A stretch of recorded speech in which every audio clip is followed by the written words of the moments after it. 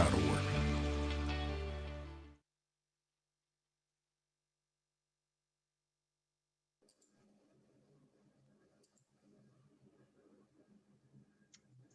Well, good afternoon, everybody.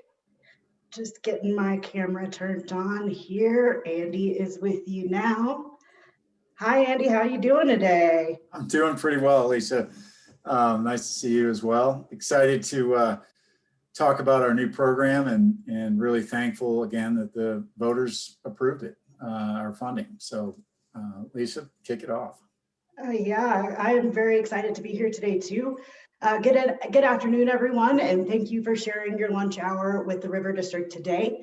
As Andy said, my name is Alicia Frederick. I am the Director of Information and Outreach for the Colorado River District. And for those of you who do not know Andy, he is our General Manager. And we're both here to talk about our new partnership project funding program. Before I dive into the program today, if you didn't have an opportunity to submit your questions prior to today's event, please make sure you ask any of your questions in the question and answer function down at the bottom. We're monitoring these questions as they come in, but we might not answer them immediately after the question is asked. We will try to add some questions in as we go through the presentation, but we'll save the last 15 to 20 minutes to answer as many questions as we can. If you happen to send us a question by email prior to today and it wasn't directly related to the Partnership Project Funding Program, we will not be answering those questions today. We will try to get back to you as soon as possible with answers, but because they are not related to today's topic, we will not answer those live. If we are unable to answer your question in today's webinar during our 15 to 20 minute question answer session, please email our new partnership funding at crwcd.org email. We'll share that in the chat box with you in case you forget it. You'll hear it again at the end of our presentation. Andy, am I missing anything? No, I think you've got it. Alicia, I'm really excited to just dive into talking about the program. So about it. Let's do it then. I'm going to start off just for those who may not have any understanding of the River District. This is your first time at one of our webinars. The River District was created more than 80 years ago to lead in the protection, conservation, use, and development of the water resources of the Colorado River District, or I'm sorry, the Colorado River Basin, for the welfare of the district and to safeguard for Colorado all waters of the Colorado River to which the state is entitled. We're a small but mighty team that leads the West Slope in the fight to keep water on the West Slope. We are not without challenges. We are facing drought, population growth, climate change. Those are just a few of the challenges that we're currently facing here on the Western Slope.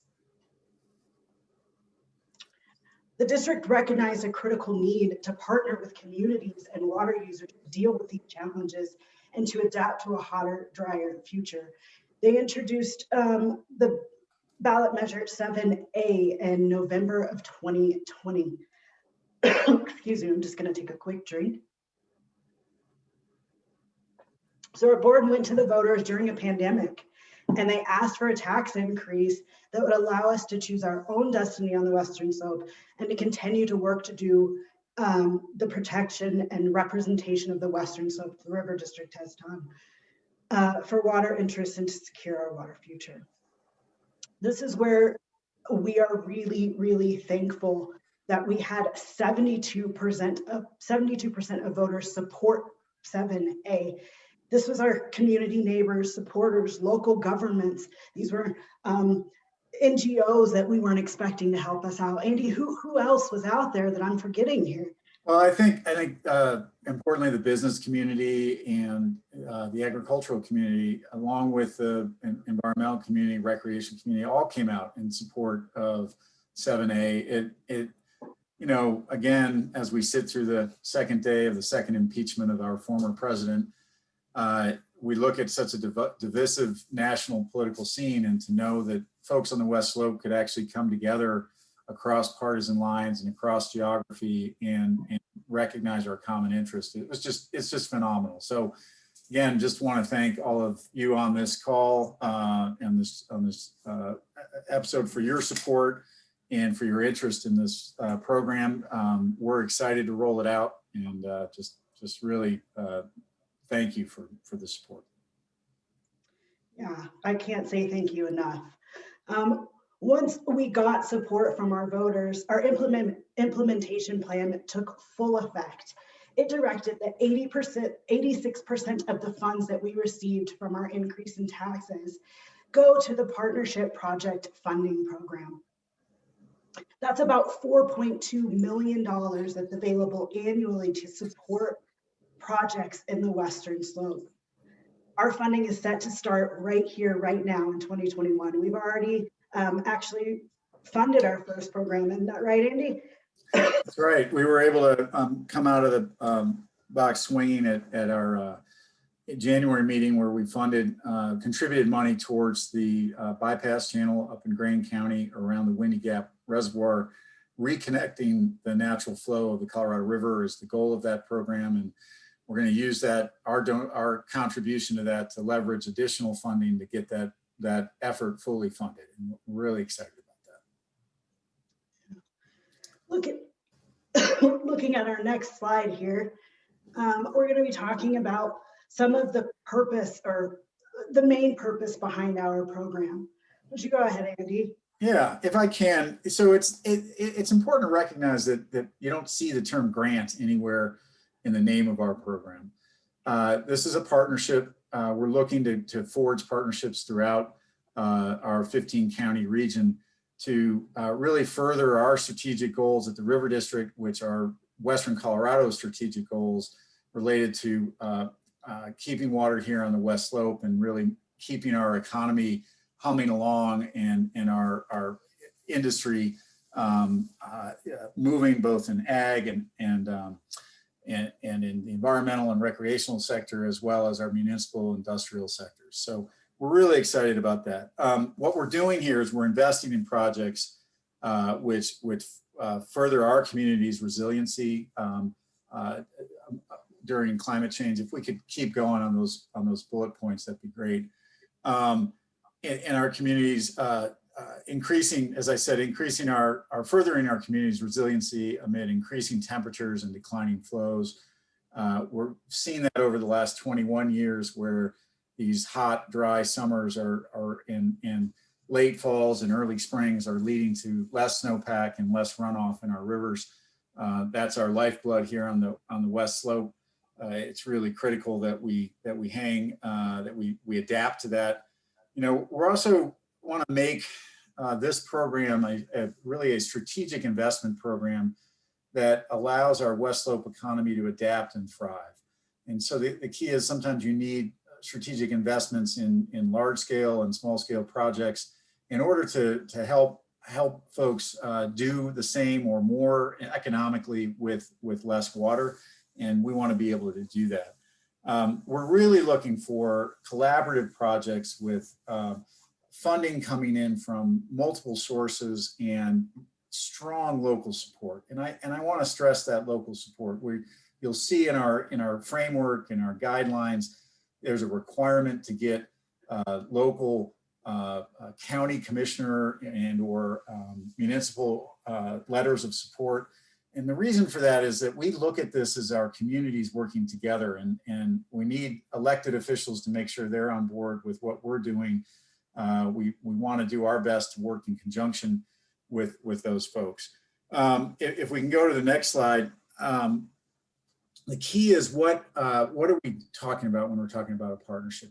If it's not a grant program, what is it? Well, there's one component of it that is grants, and that's projects where traditionally, take a watershed health project where maybe there's some studying of what kind of forest management techniques might be best, and even implementing those forest management techniques to protect critical watersheds that produce water for all of our water users.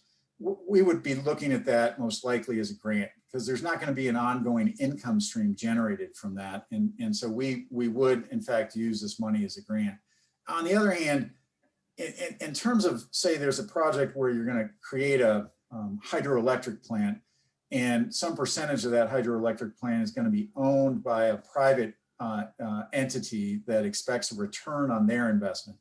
In that instance, as stewards of taxpayer dollars, we really would not be in a position to grant taxpayer money towards that project.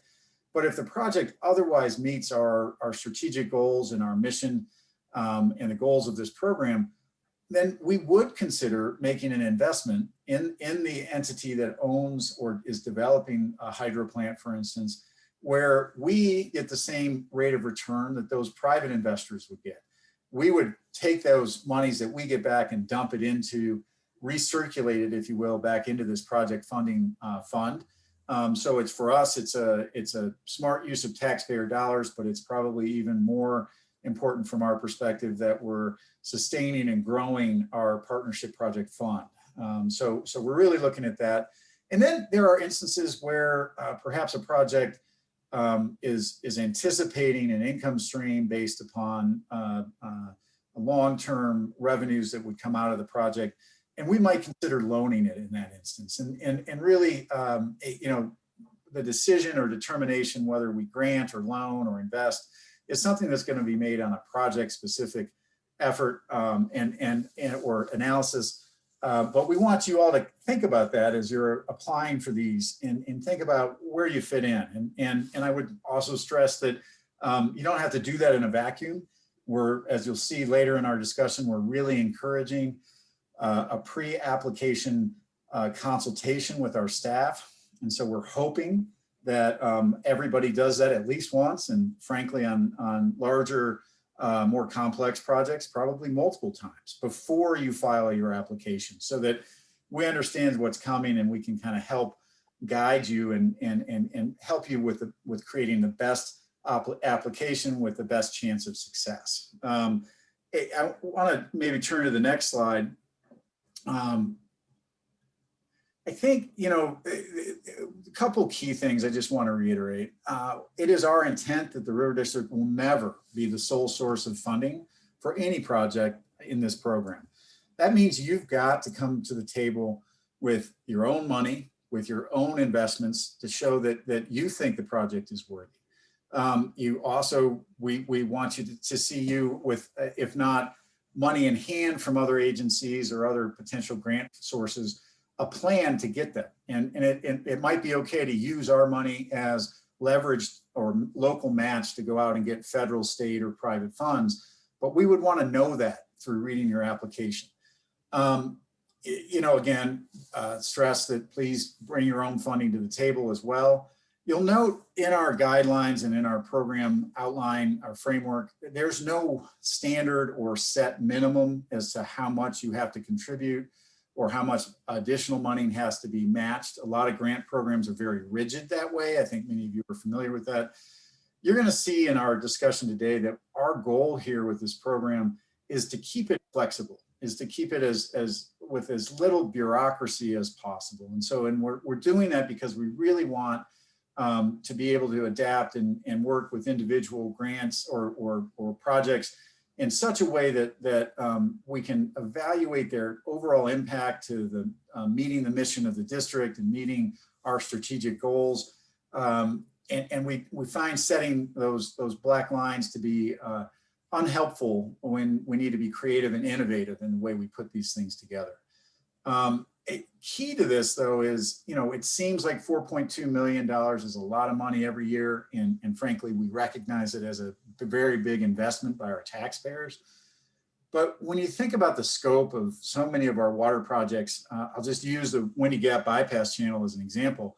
Our $1 million donation or contribution to that program is only 1/23 of the entire overall cost of that. And right now they're about $6 or $7 million short. We went into it with $1 million strategically right now because there are a couple other entities that we're aware of that are considering whether or not they bring money to the table. And now I'm able to go to their table and say, step up, meet our goals. And we're happy to help push those goals on your projects as well. Happy to help you go out and get additional funding or support you in your effort to do that. We probably wouldn't take the lead on that, but we would support you, write letters of support, appear at meetings, those kind of things. So really, I would just say, think about us as a catalyst or an incubator for projects that you're thinking about. We want to be part of them. We want to be your partner, but we're not looking to bear the entire cost. We can't. So we really want to leverage and multiply our funds. Back to you, Alicia, to hit the next subject. I do have a quick question for you, Andy, something that came up just as you talked. In bringing money to the table, what about those organizations that are bringing in-kind labor? Is that something that we're going to look at as cash in hand, or how is that going to work for people? I think in-kind labor is really important, but we are looking for everyone to come to the table with a money and contributed towards the project. In-kind works as well, but over years of looking at grants and being part of granting processes, we've noted that sometimes it's really hard to place a fair and a standard dollar figure on some of that in-kind contribution. So some portion of the contribution needs to be in the form of cash investments or dollar, actual money on the table from the project proponents. Good question, Alicia. Thanks for clarifying for us. I do want to let people know Andy and I are looking at, we see Q&A from you, we see chats, we are checking. So if you see us looking off of our screens, we are engaged with you. We are just trying to keep up with everything that is coming in. I'm going to move on to talk about what project areas we are looking at. What are the different project types that you can apply for funding for? The board and the staff at the Colorado River District are really focusing on prioritizing multi-purpose projects that meet needs in one or more of the following 5 categories. We've got productive agriculture, infrastructure, healthy rivers, watershed health and water quality, conservation, and efficiency. A project that covers any one of these budgets will definitely be eligible for funding. However, the district is really going to favor projects that cover 2 or more of these project types. And we really want you to spend time thinking about how you can include detailed information in your application about how those multiple buckets are being hit with the project that you are asking for funding from. Moving on, we're going to talk a little bit more specifically about these project buckets. Andy, start us off. Yeah, well, and I want to talk about, so this is the first bucket in that list that Alicia just showed us and talked about. So productive agriculture. I want to start off by saying, why are we talking about productive agriculture? Why is that one of our 5 funding categories or buckets? I think it's really critical for everyone to recognize the value of these buckets and how we got there. So productive agriculture is really important to the families that grow the agriculture because that's their economic source of income, right? But it's also a local source of food production, which is important to all of us. Irrigated agriculture also provides additional ecosystem services that are absolutely critical to the sustaining our environment as we know it to exist over the last 100 years with wildlife habitat and delayed return flows in many locations to streams to support late season flows. In addition, many of the studies I've looked at and the district analyzed when we were putting this project together really recognize that irrigated ag plays a huge role in driving tourism on the West Slope. So some things that you may not necessarily think about how they're all related. It's not just that we like farmers, we do, most of them, not, but how do we really help the entire community? And we think sustaining productive and profitable agriculture is really critical to maintaining the economic engine on the West Slope. What are we talking about? Well, we're, things like this, multiple use storage. So we've got agricultural users that in certain river systems where those river systems are becoming more and more stressed by climate change. We may need to build small storage vessels that can not only help our ag users, but add water to the rivers during those critical hot, dry periods of time. So it's retiming the river helping with our ag, helping with our river health. So multiple purpose, multiple use ideas. We're looking at developing innovative and functional water leasing that keeps agriculture in business, right? Suitable agriculture and efficiency conservation approaches. How can we help ag in their delivery systems, and maybe be able to take less water out of the river, but still deliver the same amount of water that their crops need to grow. It's that improvement of efficiency. It's technical assistance and technological innovation. We've got to innovate as a community, not just in agriculture, but in all respects of water use. We have to find new and innovative ways to use less water and keep our communities whole. We're talking about, creating resources for community literacy about irrigated agriculture. A lot of us, I can tell you when I moved to the West Slope about 30 years ago, had never seen up close the flood irrigation techniques that we see in some of our upper valleys. It's hard for a lot of newcomers to understand that those flood irrigation efforts are not actually wasted water, but they create this delayed return flow that we're now all used to. And frankly, people like me fish and float on late season. It's coming back into the river system in a delayed fashion, so that we have water in August and September when historically there might not have been. We want to help people understand things like that, supporting our agricultural market growth.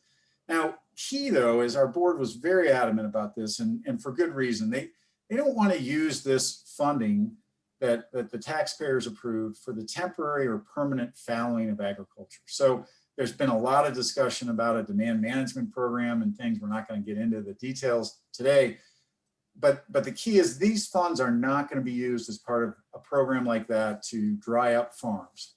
It's just not an appropriate use of this funding supply. And our board and frankly the taxpayers and what you approved said that's not an appropriate use of those funds. Alicia, do you want to talk a little bit about Healthy River projects, our next bucket?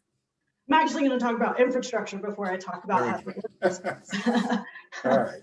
A lot of people may not realize how our infrastructure here on the Western Slope is aging. Many of the projects are over 100 years old. They were designed at a time where flows in the river were, I'll say, more abundant than they may be today. We have aging infrastructure that was designed that needs to change as our water supplies are changing. We want to upgrade that infrastructure while making it more resilient to rising temperatures. Some of the things that we are looking at is upgrading aging infrastructure while incentivizing new storage and delivery projects that collaboratively, again, that's a key word, collaboratively address multiple needs. We're looking at improved flows to meet demands, stream and watershed health and habitat quality. And we're looking at multi-purpose projects and storage methods that are supported in the water plan and the basin implementation plan. Yeah. Go ahead. You want me to back up? Go right ahead, please. Healthy Rivers is all you. All right. Well, hey, before I go there, I just want to stress that the same thing that Alicia stressed, collaborative efforts are really critical.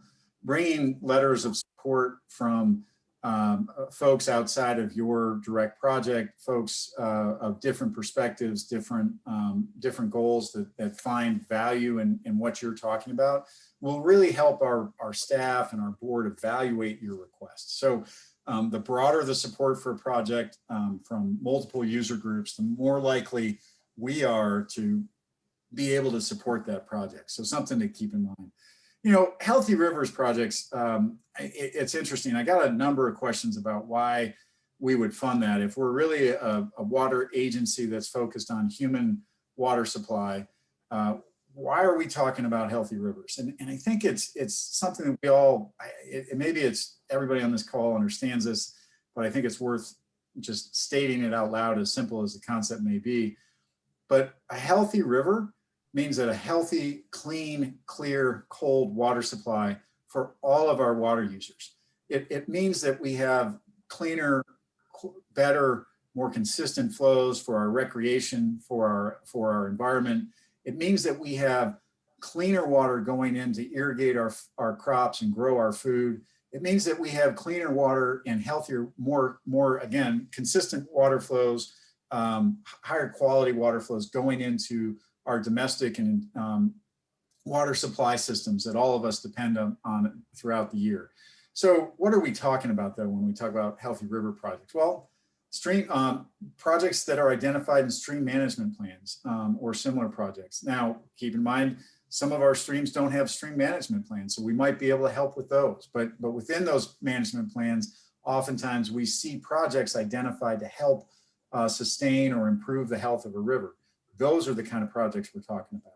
Projects that support and sustain fish, wildlife, and healthy aquifer conditions so they connect to healthy streams. You know, again, looking at natural infrastructure as a way to help sustain the flows of our rivers and keep those rivers clean for all of us. You know, economically important water-based recreation. That's something that many of our communities on the Western Slope, as they're going through some transitions, they may be benefited by our investments of taxpayer dollars to help them with that water-based recreational features, some in-channel diversion structures and things like that we might be able to help fund. Wetland habitat, again, going back to kind of that natural cleansing that aquifers can provide. You know, fish passage construction on new or revised water diversion structures. A lot of our water diversion structures, as Alicia talked about in the last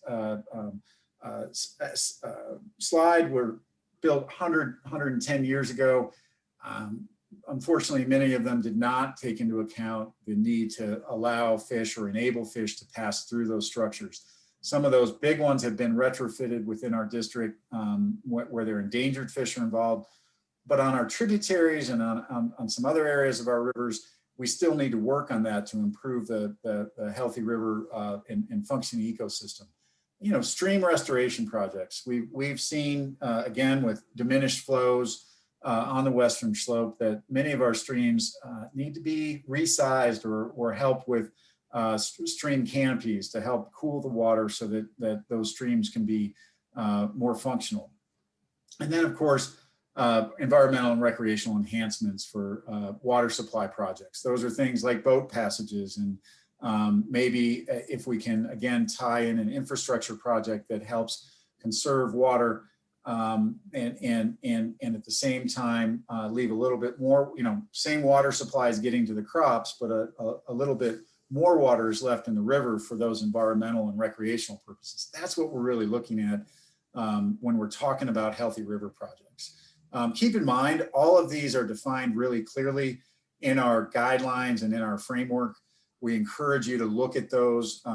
Alicia will point to that in a little bit on our website where you can find that and all of our project documents.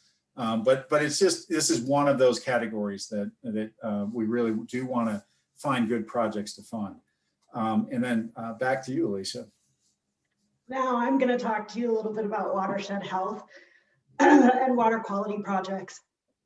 You know, today, with the increase in fires that we've seen over the last summer, we're starting to understand the impact of fires on our healthy rivers and water supply. We've got to look to our national forests and where our water supply comes from, given where fires, where we can work collaboratively with multiple stakeholders to engage a better forest management practice. And those are some of the things that we are looking for when we talk about watershed health and water quality projects. Projects identified in collaborative and science-based watershed management plans that reduce the risk from increased resilience to fires and or floods. We are looking, I'm sorry, there's more to that. The risk from an increased resilience to fires and or floods, rehabilitate streams, or make landscape resilient to climate change. We're looking at science-based mechanic forest treatments and prescribed fire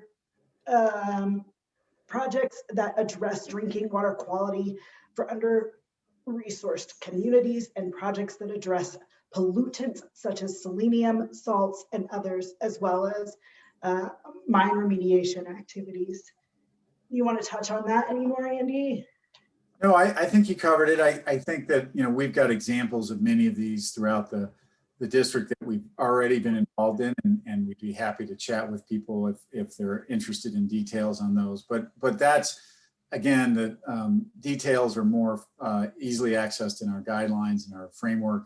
But we do want to just make sure people understand that, you know, this is part of recognizing, these buckets are all part of recognizing that we're all tied together by the river, and that these historically have been looked at as competing interests. And from our perspective, they're collaborative, it's a cohesive way of river management. And so working on all of these is really critical. It was identified that way by our board to make sure that we're really helping all of our water systems work better together. So thanks, Alicia.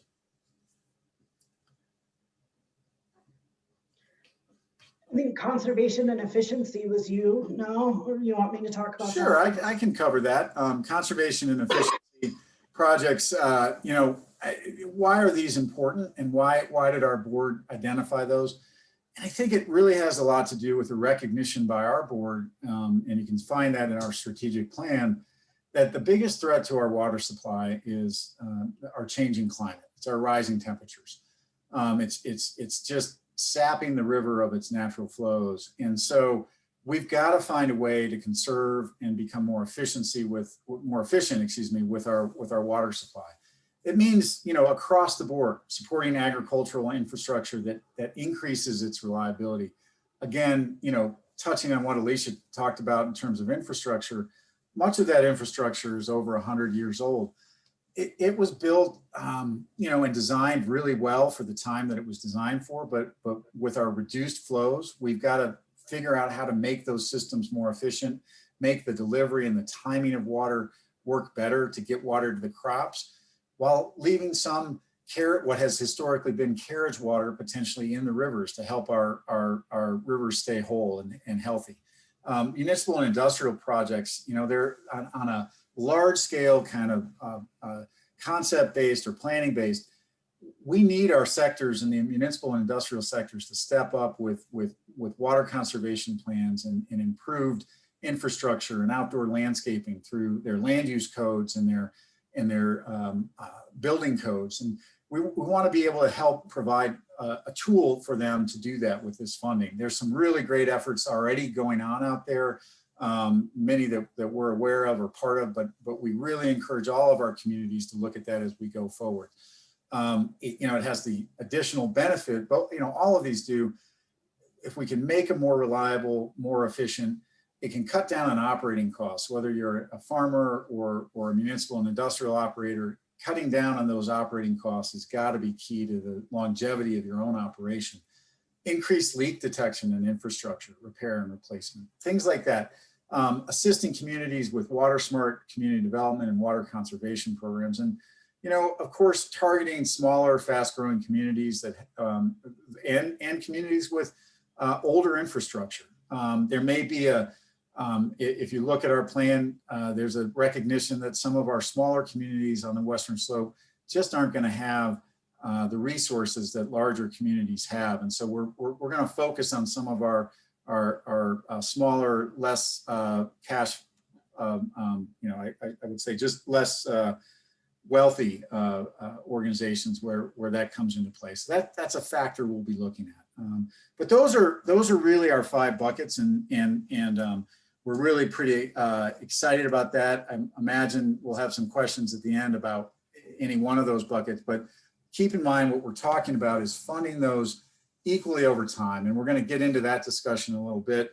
But right now I want to talk about the geographic equity component. So our board says, look, we really want to fund over time. We want to keep this funding to make sure we hit all of the corners of the district.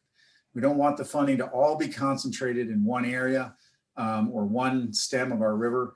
As you can see by the map that's on the screen right now, our district covers the entire Yampa River system, the White River, the main stem of the Colorado, and the Gunnison and all of its tributaries. So it's a 28% of the state of Colorado. It's a large geographic area. And the key is collecting that funding and making sure we spread it out throughout the district in a way that's impactful. What geographic equity over time doesn't mean is it doesn't mean that we're guaranteeing equal funding for every county or every watershed, but it means that we're going to take that into consideration in a pretty complex way. I mean, if you think about it, we're going to have to look at things like the relative population of the counties and the basins, the relative financial contribution of those areas to our program. So as you might imagine, certain areas contribute more. Doesn't mean that they get every penny that they've contributed back, but it just means we've got to take that into consideration. And you know, the number of requests that come from certain counties, we've got to be aware of and make sure that we're not favoring one or the other or over the other.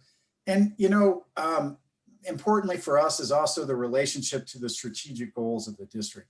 There may be a time where we're funding things more heavily in the Yampa or the Gunnison than we are in the main stem of the Colorado, because we think we can have a bigger impact. But over time, we really do want to spread this money out in an equitable fashion. And I just, you know, equity is one of these kind of abstract concepts, but for us, there's a multi-factor analysis that goes into that. What I would encourage people to do is look at, and we're gonna, in our ongoing reports to our board on this program, we will keep a running tally in terms of where we're spending the money, both in geographic equity and then in the buckets. And Alicia's gonna get into that in a minute, but making sure that you see where we've spent our money so that you're strategically thinking about the timing of your request and the likelihood of success with that. So just something to keep in mind. And Alicia, if you feel like I missed anything on the geographic equity at all, or? No, I think you covered that pretty well. The one question I had, and I think I might cover it in my slide, is you say over time. What is over time to you? Is that a 3-year time frame, 5-year time frame? What are you looking at? Well, I think in the budgets category, we really are very clearly saying a 5-year running average. We're gonna fund those in an approximately equal manner.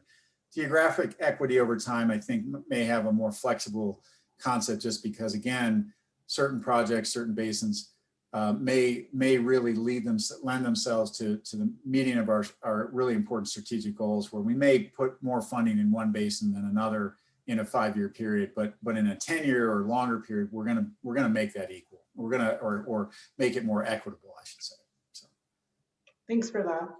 I will talk a little bit about approximately equal funding over time, because we can't guarantee that it will be absolutely equal, but our board is definitely committed to funding projects equally over time across our 5 different project types.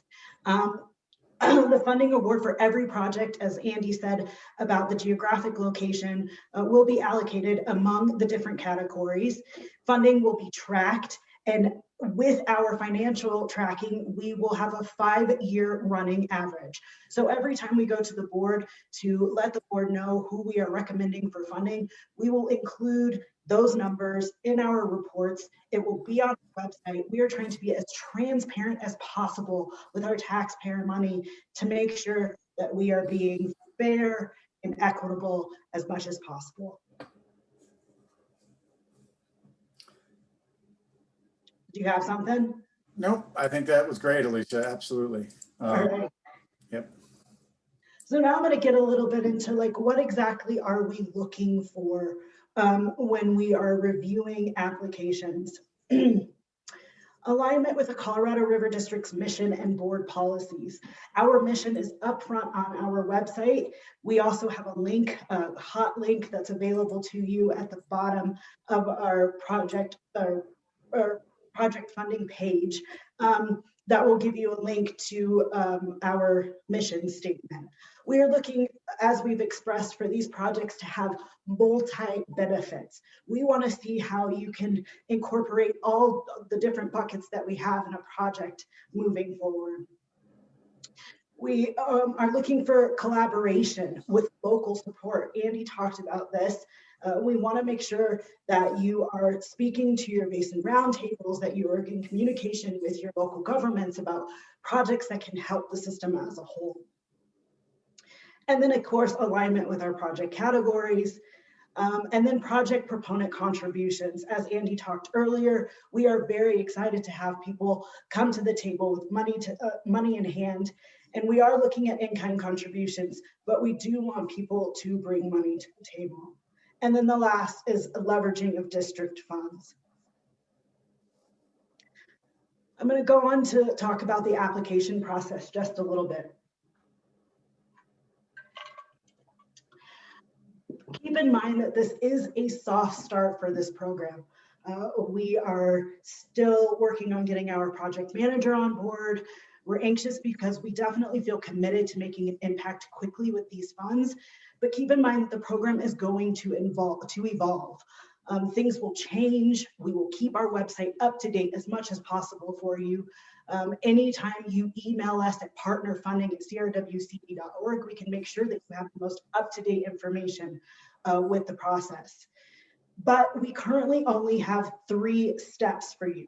The first is for you to review all of the document information that we have on our website. That's our guidelines, that is our framework documents, that is board policies. There are about 7 different documents that you can review to make sure that your application is completed in its entirety. The next thing is that we encourage you very much so to have a pre-application consultation. It is not at all required, but as Andy said, it's a great way for you to speak to someone about your project, let them know what you're thinking about doing, and then they can kind of guide you through the application process. Again, that email is partnerfunding@crwcd.org. The last piece of the application process is for you to actually submit the application. We expect all applications to be submitted by emailing to partnerfunding@crwcd.org. If your application is not complete, we will not review it. It will be considered an incomplete application and it will be sent back to you. So I think we've been pretty clear with what we need in the application process, but I also want to show you just a little bit of what our website now looks like. Alicia, before we jump into that, I just want to reiterate something that you touched on, and that is, look, it's a brand new program. Our goal is, as Alicia says, we've got the goal to be transparent and make sure everybody understands the program and what you need to the boxes you need to check in order to be eligible for funding. But please understand too that part of what we're shooting for at the River District is to have as non-bureaucratic process as possible. We want to be flexible. We want to be responsive to our water users' needs. We're going to do our best not to look like some of the federal and other funding programs that you've all seen or many of you have participated in. While their goals are noble, sometimes the paperwork part of that is it just kills you. We really want to try to be nimble in this, and so we're trying our best to keep things simple. I will tell you that over time we know we're going to learn things, and so please understand that it is an evolutionary process. As Alicia said, we're in the process of hiring a program partnership project manager, and that person, once we have that person on board, we'll bring with them ideas and concepts which are really important. I want to touch on this. We're hiring that person, but as you all may recall, we did promise and commit to the voters that we were not going to add additional staff positions in terms of full-time equivalents. We are shifting internally one of our staff positions, full-time equivalent positions that is currently located in our external affairs group. We're moving them over to that position over to our technical wing, and we're going to have that person really be in charge of this program. We're excited about that opportunity because I think that will result in much better service to you as applicants and service to our taxpayers, because it will allow us to have someone whose primary job is focusing on this program and really promoting it, but also making sure that we're, as a team, that we're coordinated and that we're accountable for how these taxpayer dollars are being spent. So we're really, we just ask you to be a little bit patient as we roll this program out. It's the first time we've run a program at this scale. So my guess is that at least initially it's going to take a little while longer for us to process some of these first or initial applications. You know, we just ask that you show some patience and some understanding and work with our staff as we roll through this. But sorry, Alicia, just wanted to plug that flexibility issue. So I appreciate that. Thank you. We do have a chat out that gives you the link to the website. It is www.coloradoriverdistrict.org/partnership project funding program. You will find all of the information that we talk about here today there. There are hyperlinks to the different documents that we are referencing. So please be sure to go there. And if you are confused, again, email us at partnerfunding@crwcd.org. So again, this is just a quick visual to let you know what is on the website. We do have just a quick little area here that tells you who can apply, what type of projects qualify for funding, the application process that we talked about today, and application deadlines. I think that's something that I may have missed in communicating to you, but I think Andy might touch on that in the next slide. Yeah, I think I just want to give a little overview. Thanks, Alicia, of what we're looking for. You know, again, take advantage of our offer to do a pre-application consultation. As you'll see in the guidelines, it's not a requirement, but we're strongly recommending that because when you submit an application that isn't really what we're looking for, it means you've wasted your time and unfortunately our staff resources. So we'd really prefer you to be proactive and come talk to us. Contact us at that partnerfunding@crwcd.org, and one of our staff members will reach out to you for that consultation. We really ask that you utilize that as our primary point of contact. We're looking for applications to be submitted by email to that email address. We're asking that you, right now, we've got a fillable PDF application form that's accessible. Part of the reason that we're looking for digital submissions is that it allows our staff to conduct its internal staff analyses in a much quicker and more efficient manner. Again, that ties back to the small size of our staff and our desire to be efficient with taxpayer dollars. When we get to the review of these applications, once we've got a final and complete application, we're really looking at a couple different things. One, it's going to take us 4 to 6 weeks to review applications as they come through the door once we have a complete application. We'll be in touch with applicants if we have questions or concerns or we need things clarified. We're happy to communicate with you at that point, as well as before.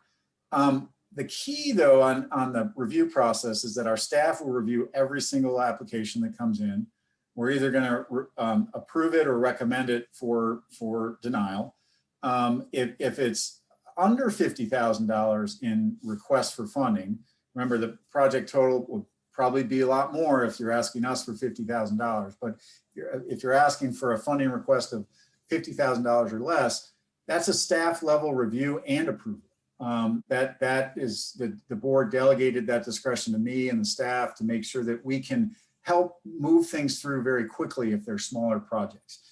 We think that's a great opportunity for a lot of our water users to do that.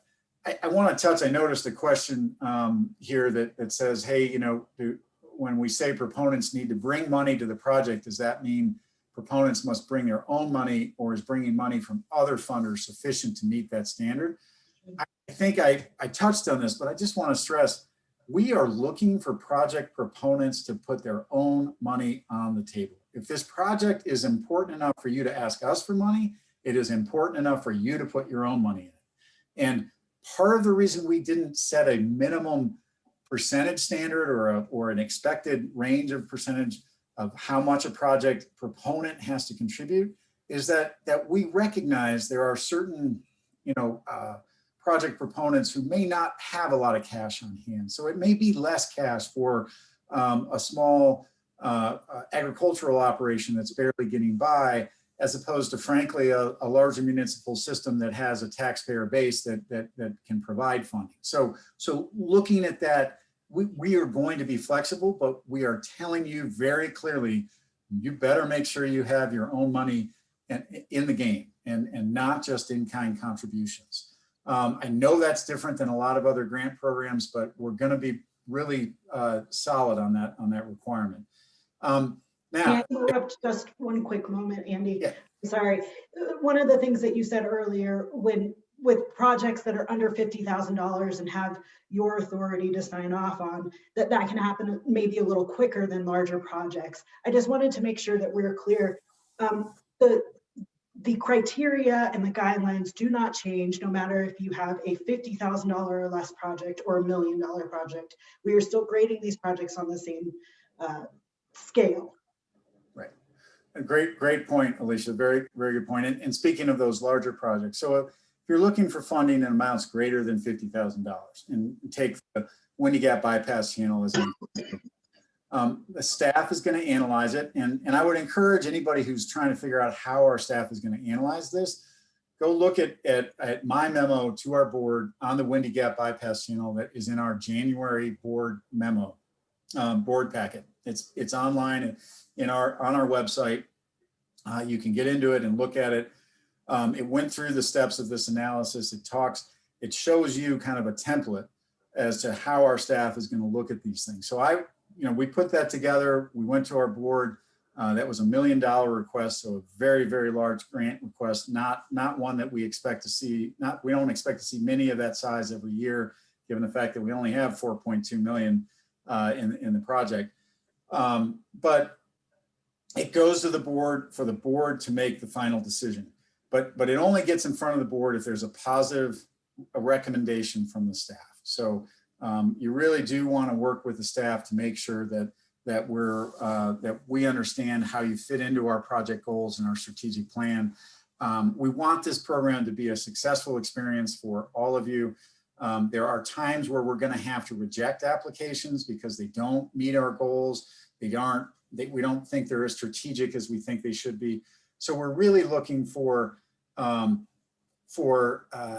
you to understand what we're trying to do, to communicate with us ahead of time. And then if in fact we're in the unfortunate situation of declining to fund something, most likely when we decline something, we will tell you why it didn't fit in this time, and you can hopefully decide whether or not you want to reframe your application or reposition yourself to come back in. But our goal is to help you ahead of time so that you're not wasting your time and resources when applying for our projects. One thing that's unique about this program is that it is intended right now to be a rolling application process throughout the year. Now, what that means is a lot of people are used to having a grant deadline or cycle where they apply for a hard cutoff date, and then there's a meeting at some point later in the year where there's an award by the body that's awarding it.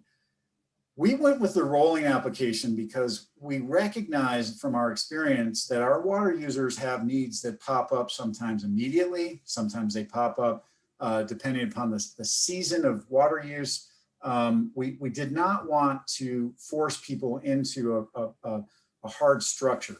Now, that may evolve over time, but for now, that's how we're doing it. And the key is that puts us in a situation where we may be rejecting applications or denying them, even if we have funding left over, because we may say this doesn't meet the project goals as much as we would like it to. It doesn't further our strategic goals as much as we would like it to. We don't think it hits as many buckets as we would like to see it hitting, our categories. So really that's what we're looking for in this project. I think, Alicia, that if I'm not mistaken, we're at a point where we could probably start looking and taking some questions, and really do want to open this up. I know we covered a lot. It's a it's a new and different program, and I'll tell you what, we may not have all the answers yet. So we're welcome to, we're interested in taking your questions, but please bear with us as we develop the program. I'm just looking at some of the question. There's a question here that says, do we work with other groups with similar goals, and what is the viewpoint on water rights being traded on the market? I will just say we work with a lot of groups with similar goals. There are lots of other grant programs out there, and we're going to focus our comments today on grant programs. So yes, we are very familiar with both federal, state, and private foundation grant programs. We've worked intensively with them, with our water users. We'll continue to do that. Hopefully that's some of the guidance we can give you as an applicant as to where to look for additional sources of funding. With respect to water rights being traded on the market, that's a whole subject of another Water with Your Lunch. There's a lot of issues going on there. And so I'm going to avoid that conversation because we need to focus on our partnership project for today. I think that next question is a good one. Yeah. Wondering if water education programs and community engagement will qualify for funding. As I look at that, it's an interesting question. I don't have an answer off the top of my head. I think there's some communication that we can have about that and what it would look like in our different project buckets, and we might need a little bit more information there. I think, Alicia, the way I would look at it is, I think it could. The answer is it could. It depends on what the education is about. Is it focused at meeting the goals and the outlines articulated within our project categories? If it can further those goals and it can further our strategic plan, and an applicant for an educational or outreach grant can explain that and demonstrate that, then I think we'd be very interested in funding that. But it really has to fit our strategic goals and fit within our categories of furthering our goals there. So let's see. Well, this is an anonymous attendees asking, how does the district propose to develop innovative and functional water leasing while not paying for consumptive use reductions that are either temporary or permanent? Good question. I think that a lot of our funding will go into studying ways in which programs could be set up. We could even potentially pay for infrastructure that may be related to those. We may be able to think about, pay for studies such as our secondary economic impact study that really looked at the potential harm and benefit to West Slope agriculture as a result of a water market or a fallowing program.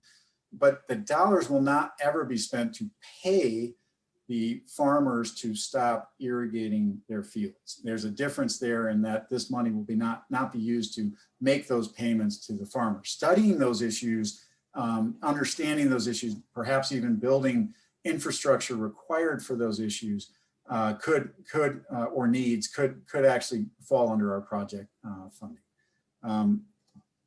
Alicia, you want to take the next one?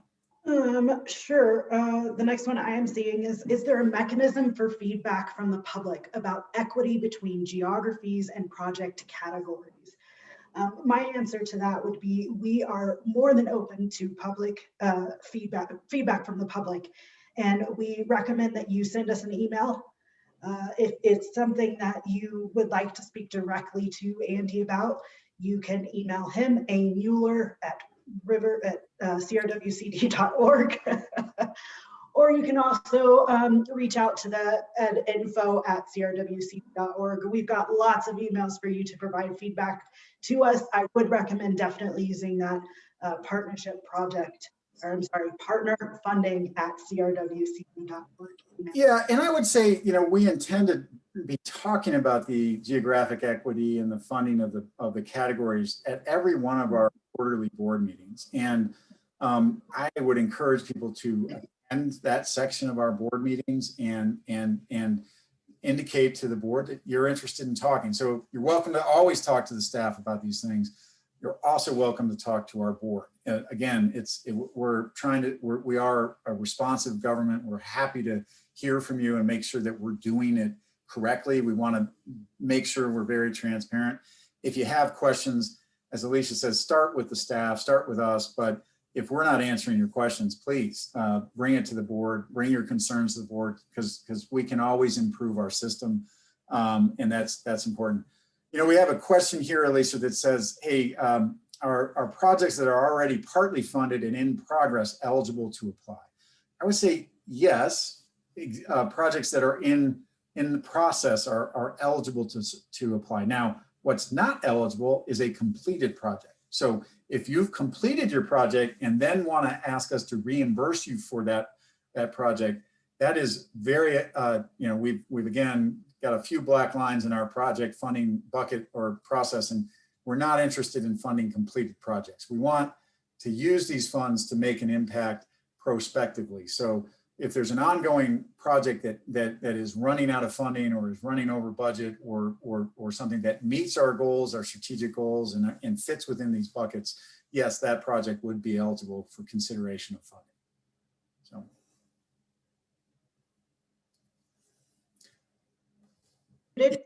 I'm so sorry. Had to do that once, right? You know? Once, it has to happen. Is there a minimum or maximum amount for applications, amount of money for applications? I'm assuming that's maybe, is there a minimum project dollar amount, or it could also be, is there a minimum amount for people to contribute to the project? And I think for both of those, the answer would be not at this time. Yeah, I would say not at this time. I would say if you ask for more than 4.2 million, or at this point 3.2 million, because that's what we have left in our running balance for the year 2021, we can't fund that. So you know, keep in mind that we do have our own financial limitations on our side, but we do want these dollars to be able to help small projects as much as large projects, and large projects as much as small projects. So we are looking for really making the biggest impact we can. And sometimes funding multiple small projects that increase water efficiency or conservation can be the best way to do that if we can tie them all together. So you know, that's a good question. You know, so I think we have a question about what about equity with regard to water contribution to the entire system? Well, that's an excellent question. I think that's a potentially broad one in terms of will the project itself result in additional water contribution of a significant amount back into the river system, or is it the water contribution of a certain basin or a county that matters in terms of its geography? I would say that wasn't something that the board initially considered in approving the framework, but it's definitely something I think part of our strategic plan and our goals is to make the biggest impact we can. So if there is a water production rich area, making sure that we're helping that area produce additional water, and whether that's through forest health or stream management benefits, certainly that could be a factor in our analysis. We'd look for the applicant to kind of articulate that in their application. So. Okay, another question. How do we set up a pre-application consultation? By phone, in person? Right now, the River District is not working from our offices. We are not accepting any in-person meetings. At this point in time, you send an email out to the email address we put out there for you. And at this point, it would 9 times out of 10 be either a Zoom or a phone call. Yeah, yeah, I would agree. I do see a question of, are miniature conservation projects such as homeowner requesting funds to xeriscape his lawn eligible? You know, in terms of individual urban or suburban water conservation practices on someone's lawn, and I would just, as an example, you know, Southern Nevada Water Authority and the city of Las Vegas pay people by the square foot to remove turf.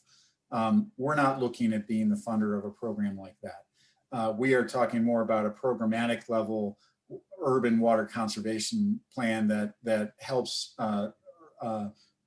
land use providers or municipal and county governments create incentives within their code, within, again, their land use code or their building code, incentivizing or requiring certain behaviors, perhaps considering the density of their development and the likely water use that results from higher or lower density. All of those things I think we would be interested in helping fund.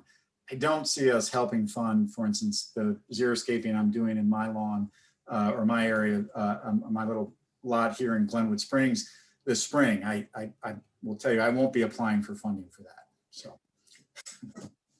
Okay, next question. Could this grant program be used in conjunction with a NRCS EQIP grant for irrigation projects? My initial answer is yes. I don't know too much about NRCS or EQIP, what their policies are, but for us, we're more than willing to partner up. Yeah, I'm familiar with the EQIP program, and I would say yes, we could definitely, our funding could be used in conjunction with EQIP. There are certain things that EQIP covers that don't relate to our 5 buckets, and so that they may have different goals, but where those goals actually coincide, yes, we would love to partner. I think EQIP funding is the type of funding that you could match ours with. Ours could be part of that private. I think most EQIP funding requires a 50% match in order to get the EQIP. Our funding could be part of that. Not all of it, because the landowner does need to put some money into it. But certainly if it's a water conservation efficiency, obviously if it's NRCS, it's likely to be tied into productive agriculture. So we could see partnering with that. What else do we have? Here's one. For projects that relied upon emergency expenditures and loans and thereby completed to ensure uninterrupted water use, can such completed projects apply for eligibility, waiver, or funding? Well, I would say at this point, no, but part of what we're doing with our staff level approval at under $50,000 is truly if there's an emergency for a ditch blowout or something that is truly an emergency, we would like the project operators to get in touch with us immediately. Let us help you get through the application process quickly, and let us make that staff determination really quickly. Can we do that faster than 6 weeks? Yes, in emergency situations. We've actually had some experience with that in the past. We'd be willing to do that here. That's part of why we're looking at this as a rolling process, because we want to be able to help emergent situations like that and try to be responsive to that. So we really would encourage that. We have a question about a conservancy district that might bundle multiple projects, and would we consider working with a single entity like a conservancy district to implement multiple projects and leverage their district funding across the watershed? And I would say absolutely. That's the kind of partnership we're looking for. Is we don't have the administrative capacity to help or technical capacity to help everybody on the ground. If we can leverage that with the local conservancy district, and they can help multiple water users at the same time as part of a cohesive program, we're excited to look at that and understand how that fits in our goals and how we can help fund that. So I think that's a great idea. Looks like we've got about 5 more minutes that we can continue to take questions. The next one I'm seeing is, will funds be available on a calendar basis, and will funds be carried over? I believe the answer to both of those questions, yes. Yep. Yes, and I think I want people to think about this. We've had discussions with our board already. It's possible that in certain years, we won't spend all 4.2 million because we didn't find applications that really furthered those goals or met those categories. We will roll that money over. We will build up a reserve that we can fund projects with in the future. And so that money doesn't disappear. It doesn't get sucked into our operating expenses. We are keeping this money separate. I mean, it's in our general fund, but it is accounted for in a separate category and will be very trackable by us and by the public in our annual audits and our reports. So yeah, let's say this year we only spend $3.5 million, that other $700,000 will be carried over into 2022 and available for funding projects in the following year. So, yeah. Just there are a couple questions about a ranking process, and I would say that that's in its infancy. We again, because we don't have a set application deadline where all of our applications come in at once, and therefore you need a ranking evaluative, a numerical or ranking system in a program like that. We don't have that here. It's really more of a flexible objective review by our staff. So there's not a ranking system as some of us are used to seeing on some of the other grant programs. The next one I'm seeing, does project match, not including that of the applicant, need to be secured at the time of application, or will pending match be considered? I would say pending matches will be considered, but be ready for us to grant our funds conditionally upon your ability to get those other match monies. So if you're coming to us and telling us, hey, we need $100,000 from you guys, and we're going to go get $500,000 from a WaterSmart grant, we might give you the $100,000 or award it and commit it and reserve that money for you.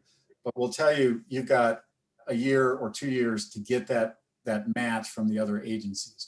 So you've really, we address that in our project framework that we have the ability to commit funds on a contingent basis that you actually get that other funding. And part of that is that we do want to be that catalyst for those projects. So we're happy to do that. There's a question here, will we be assisting applicants and other water users on create multi-purpose projects by connecting applicants and other water users and organizations? Absolutely. I mean, you can expect some of these projects that we're funding to be ones that we've been involved in for years. And really, I mean, this question, interestingly enough, comes from someone who's associated with Trout Unlimited. We just did that with the water conservation, with our grant, our first grant to the bypass channel. And that is something that we've been involved in since at least 2012. We're very aware of it. We were very much integral in getting that project going. Trout Unlimited played a much more on the ground a catalyst position. They're involved, but we were involved in it for a long time, and we helped bring people together. We're going to continue to do that. We envision that happening in a number of locations throughout the basin. So, and this is part of it, is that if you've got an idea, if you've got something that you think, this is exactly what the River District should be doing, call us up, talk to us, email us at partnerfunding@crwcd.com. Connect with us on this and help us out. I think, Alicia, unfortunately, we've got additional questions coming in, but I just think we are not going to be able to answer them right now. We'll do our best to get back to you on questions. We really are looking forward to doing this. And I want to thank Alicia as our Public Information Outreach Director. She's been doing a great job putting this stuff together. Again, it takes a lot of effort at the district. This is going to be an all hands on deck program for our staff, who is already very busy. But it's one that we truly believe in and that we're going to make happen. We're excited about it. We recognize that the goals are lofty. The implementation will be hard and challenging at times. We just ask you to deal with us in a friendly fashion, and we'll do the same in a very professional and cooperative way. We really appreciate you tuning in on this today. Very much look forward to working with you and getting really forging additional and successful partnerships as we move forward. So thank you. Thank you very much. Thanks. I do also want to thank our staff, Audrey Turner and Eleanor Hassenbach, for all the help in putting today's show on, today's presentation, getting all of the documents that you're going to find on our website and project documents ready for today. Again, it takes a lot of us here at the River District on our small team to make these things happen. So thank you for coming in today. I hope everybody enjoys the rest of their afternoon. Don't forget, we are your River District. Reach out to us with anything that you need. And partnerfunding@crwcd.org is the email you should use with any questions regarding our new program. I hope everybody enjoys the rest of their afternoon. I'll talk to you later, Andy. Yep, see you around. Bye, everybody.